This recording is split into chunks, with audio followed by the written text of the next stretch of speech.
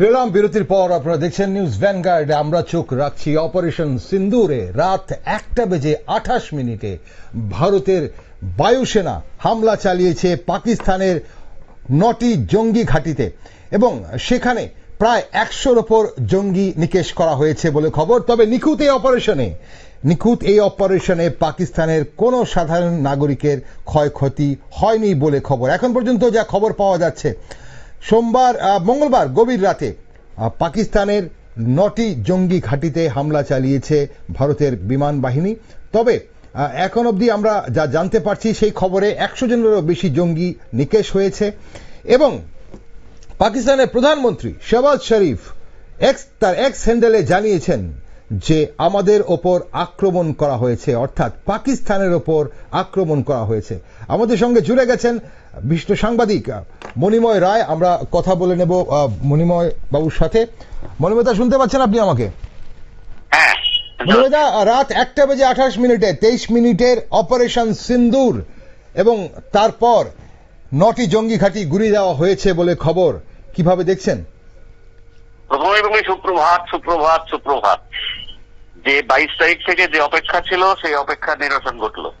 24টি scarred missile দিয়ে প্রথম আক্রমণের শুরু। ভারতীয় সেনাবাহিনী এবং বিমান বাহিনী একসাথে, এটাকে বলা হচ্ছে জয়েন্ট অপারেশন, এই জয়েন্ট অপারেশন শুরু হয় এবং এই শুরু হওয়ার ক্ষেত্রে যে দিকটা আমাদের সবসময় লক্ষ্য ছিল সেই মুরিদ কেস হচ্ছে পাকিস্তানের ভেতরে সন্ত্রাসবাদীদের এমন একটা জায়গা যেখানে জামায়াত আলিয়াদির যে ঘাঁটি, এই আলাদির যে ঘাঁটিটা, তারা শুধুমাত্র এখান থেকে রিক্রুট করে। এটা হচ্ছে আসল জায়গা, এখানেই হানা দেওয়া হয়েছে। অর্থাৎ দীর্ঘদিন ধরেই গত 22 তারিখের পর থেকে ভারতের সেনাবাহিনীর যে প্রস্তুতি, এই প্রস্তুতির একটা নিখুঁত ফল পাওয়া গেল কালকে রাত্রি 1:40-এ। এই যে তারপরে এর সঙ্গেই রয়েছে বাওয়ালপুর। পরের কথাটাই যেটা বলবো সেটা হচ্ছে বাওয়ালপুরের হচ্ছে ওখানে সৈয়দ সালাউদ্দিন, যে হিজবুল নেতা, তিনি এখানে ঘাঁটি গেড়ে বসেছিলেন। তার কি দুর্দশা হয়েছে আমাদের কাছে এখনো তথ্য নেই। তবে ওইখানে যে জায়গাটা ছিল, যে সৈয়দ সালাউদ্দিন যেখানে বসবাস করতেন, সেখানেও আক্রমণ চালানো হয়েছে এবং আমাদের স্কার্ড মিসাইল সেখানে আছড়ে পড়েছে এবং ভারতীয় বিমান বাহিনীর যে আক্রমণ, সেই আক্রমণগুলি আমরা সেখানে রাফাল বিমানের সাহায্যেই আক্রমণ চালিয়েছিলাম। এই আক্রমণ ফলপ্রসূ হয়েছে বলে সেনা সূত্রে যতটুকু জানতে পেরেছি। ইতিমধ্যে পাকিস্তানের কিন্তু একটা J-17 বিমান, সেটা সম্ভবত মুজাফফরাবাদে গুলি করে নামানো হয়েছে, আমার কাছে এক্ষুনি যেটা খবর এলো, এবং সেটা হচ্ছে চীনে তৈরি। এই বিমানটি সম্পূর্ণভাবেই সম্ভবত সেনাবাহিনী নিয়ে যাচ্ছিলেন, সেনাবাহিনী নিয়ে যাওয়ার ইচ্ছেই ছিল, কিন্তু বিমানটাকে গুলি করে নামিয়েছে। তার পরবর্তী সময়ের পরিস্থিতি কি আমরা এই মুহূর্তে আর খবর পাইনি। এর পরবর্তী সময়ে যে কথাটা বলতে পারছি, যে এই আক্রমণটা যেটা 22 তারিখ থেকে সারা ভারতবাসী অপেক্ষা করছিল, এই 140 কোটি মানুষ অপেক্ষা করছিল যে এই একটা ব্যাপক রিটালিয়েশন হোক বা প্রত্যুত্তর হোক। সেই প্রত্যুত্তরটা শুরু হলো এবং সিন্দুর যে দেওয়া হয়েছে, অর্থাৎ আমাদের যে সমস্ত মানুষকে একটি বিশেষ সম্প্রদায়ের নাম ধরে ধর্মীয় বিচার করে মারা হয়েছিল, সেই ধর্মীয় বিচারের ক্ষেত্রে, হিন্দু ধর্মের ক্ষেত্রে সিঁদুরটা একটা গুরুত্বপূর্ণ ব্যাপার। সেই জন্য এই সিঁদুর রক্ষা করতেই এই অপারেশনের নাম দেওয়া হয়েছে অপারেশন সিন্দুর। এছাড়া এই আক্রমণের লক্ষ্যবস্তু পাকিস্তানের ভেতরে ঢুকে পাকিস্তানের সাধারণ মানুষের উপর আক্রমণের লক্ষ্যবস্তু ছিল না। লক্ষ্যবস্তুটা হচ্ছে শুধুমাত্র যে ওখানে সন্ত্রাসবাদী সংগঠন যারা রয়েছে তাদেরকে নিকেশ করে দেওয়া, সেই একমাত্র বিষয়। এটাকে যদি বলা হয় যে ভারত পাকিস্তানকে আক্রমণ করেছে, যেটা পাকিস্তানের প্রধানমন্ত্রী একটু আগে বললেন যে ভারত পাকিস্তানকে আক্রমণ করেছে, আমরা সেই সঙ্গে একমত নই। কারণ ভারতের কোনো সিভিলিয়ান এই পর্যন্ত মারা গিয়েছে বলে পাকিস্তানও বলেনি, ভারত সরকারের পক্ষ থেকেও বলা হয়নি, এবং আমাদের কাছে যতটুকু খবর এসেছে তাতে কোনো সিভিলিয়ানের মৃত্যুর খবর পাওয়া যায়নি।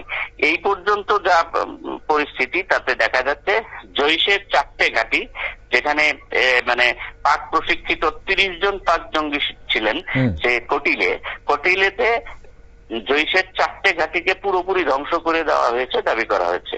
হিজবুল এবং লস্কর তৈবা, এখানে মোটামুটি যারা ভারতের এখানে সন্ত্রাসবাদী কার্যকলাপ যারা করায়, তাদের ভেতরে হিজবুল মুজাহিদিন, লস্কর-ই তৈবা আর জৈশ-ই-মোহাম্মদ, এই তিনটে গ্রুপই মোটামুটি ভাবে ভারতে এই অকুপাইড কাশ্মীর থেকে এসে এই আমাদের এখানে সন্ত্রাসবাদী কার্যকলাপটা চালায়। এবং যে 9টি জায়গা, মোটামুটি 9টি জায়গাকে ধরা হয়েছিল, তার ভিতরে বাওয়ালপুর, কোটাহিল, ভিমবর এবং মুজাফফরাবাদ, কোটলি, এগুলি হচ্ছে মূল বিষয়। এই মূল জায়গাগুলিতেই ভারত তীব্র আক্রমণ এনেছে।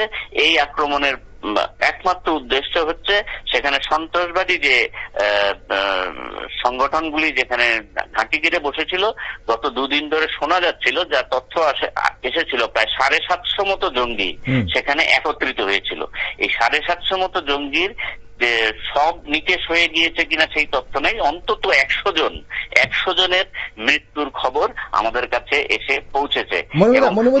বাহিল শহীদ একদম। মনিমুদা, এখানে একটা জিনিস জানতে চাইবো অন্য বিষয়ে যাওয়ার আগে, এই যে ভারত যে মিসাইল হামলা করলো পাক অধিকৃত কাশ্মীর এবং পাঞ্জাব প্রদেশের এই জঙ্গি ঘাঁটিগুলোতে, এটা কি আমরা কি ধরে নিতে পারি এটা শুরু, নাকি এটাই একমাত্র বলে মনে হচ্ছে?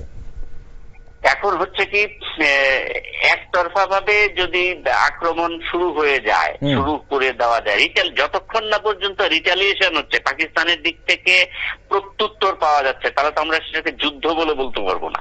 আমরা একতরফা ভাবেই বলছি। সেই জন্য আমাদের যে ট্যাকটিক্যাল পদ্ধতিটা, সেটা হচ্ছে শুধুমাত্র জঙ্গি ঘাঁটি, পাকিস্তানের ভেতরে যে জঙ্গি ঘাঁটি আছে, সেটা কিন্তু আমরা গোপনীয়তা রক্ষা করে করেছি। ঘটনাটা প্রকাশ্যেই বলা হয়েছে এখানে জঙ্গি ঘাঁটি আছে এবং এই জঙ্গি ঘাঁটিকে আমরা ধ্বংস করব।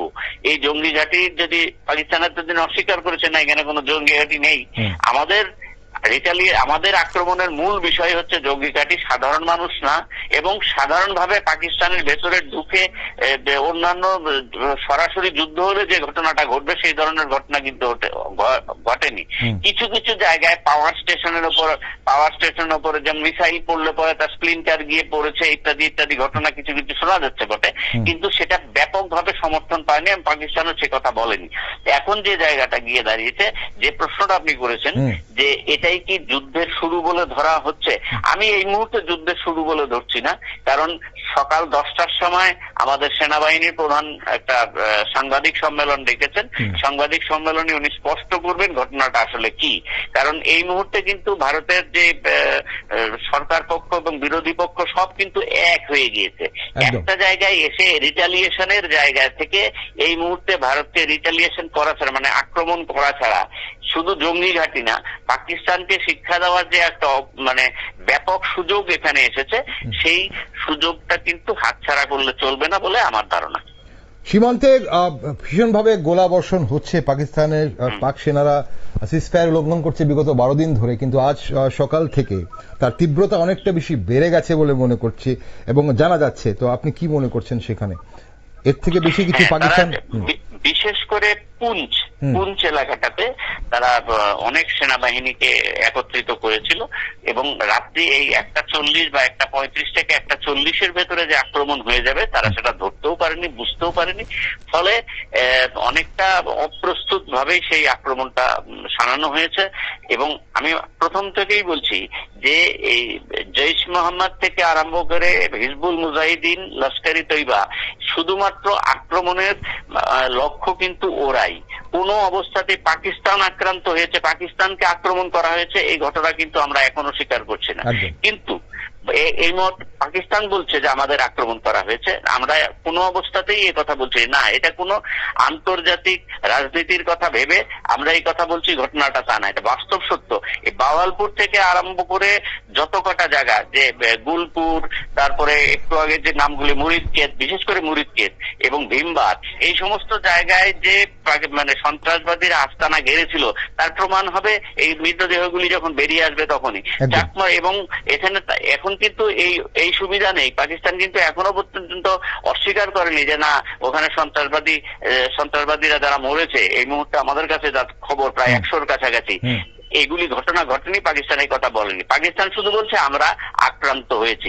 আমরা ভারত থেকে বলি আমরা এই আক্রমণের সঙ্গে যুক্ত না, আমরা পাকিস্তানকে আক্রমণ করিনি, আমরা শুধু সন্ত্রাসবাদীদের আক্রমণ করেছি। একদম। অসংখ্য ধন্যবাদ মনিমুদা আমাদের একদম আপডেট দেওয়ার জন্য, বিস্তারিত আপডেট দেওয়ার জন্য। ধন্যবাদ আপনাকে। দর্শক বন্ধুরা, আপনারা শুনছিলেন, আমাদের সঙ্গে এতক্ষণ ছিলেন সাংবাদিক, বিশিষ্ট সাংবাদিক মণিময় রায়, আপডেট দিলেন আপনাদের। তবে আপনাদের জানি রাখি, অপারেশন সিন্দুর নিয়ে কিন্তু আরো ভীষণ বড় বড় আপডেট এই মুহূর্তে আপনাদের জন্য অপেক্ষা করছে, কিন্তু এই মুহূর্তে নিচ্ছি একটা ছোট্ট বিরতি। বিরতির পর ফিরে আসছি গুরুত্বপূর্ণ আপডেট নিয়ে অপারেশন সিন্দুরে। যাই আপনারা সঙ্গে থাকুন, দেখতে থাকুন নিউজ ভ্যানগার্ড।